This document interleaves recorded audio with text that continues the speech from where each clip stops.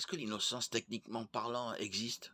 Selon la Bible, tous ont péché en effet et sont privés de la gloire de Dieu, Romains 3,23. Par conséquent, personne n'est innocent, dans le sens d'être sans péché. Nous sommes tous nés avec une nature pécheresse héritée d'Adam. Et comme nous l'avons vu dans de nombreux passages de la Bible, tout le monde souffre.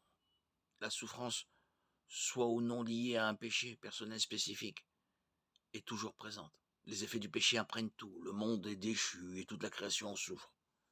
Romains 8, 22. Le plus déchirant dans tout cela est la souffrance d'un enfant. Les enfants sont aussi proches de l'innocence que nous ne l'avons jamais vue dans ce monde et leur souffrance est vraiment tragique.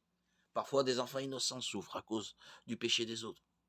Négligence, abus, conduite en état d'ébriété. Dans ces cas, nous pouvons certainement dire que la souffrance est le résultat d'un péché personnel, mais pas le leur.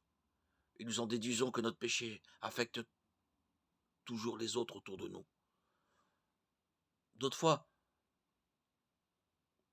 des enfants innocents souffrent à cause de ce que certains pourraient appeler des actes de Dieu. Catastrophes naturelles, accidents, cancer infantile.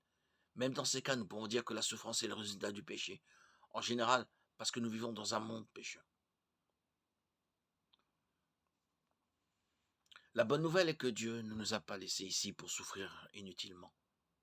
Oui, les innocents souffrent, Job 1,2. Mais Dieu peut racheter cette souffrance.